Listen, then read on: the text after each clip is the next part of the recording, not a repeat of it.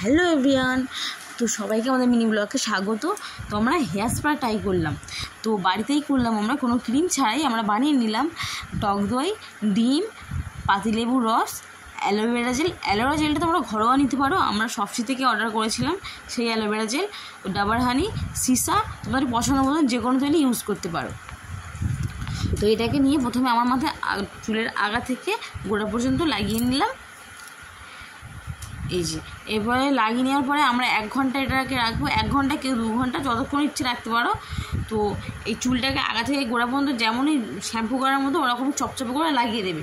তো এরপরে ওকে বসালো, ওকে লাগিয়ে দিচ্ছে মাথার চুলটা। আমার বড় মেয়েকে মাথার চুলে জেলটা, ওই যে আমরা ক্রিমটাকে বানিয়েছি ওই ক্রিমটাকে ভালো করে পরিষ্কার করে লাগিয়ে নিচ্ছি। তো আমি ভিডিও শেষে দেখাবো কেমন হয়েছে চুলটা।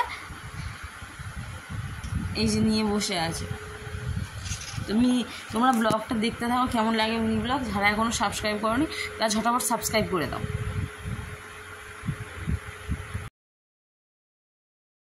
এই যে বসে আছে, আমি মাথাটা ততক্ষণ দেখে নিলাম যে কোথা থেকে পড়ছে।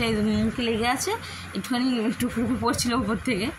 তো আমি দেখছিলাম, দেখা 2 থেকে 5 মিনিট পর আমি বসবো, কারণ যা যতটুকুনি আছে লাস্ট পর্যন্ত আমার মাথায় মাখিয়ে দেবে বলছে।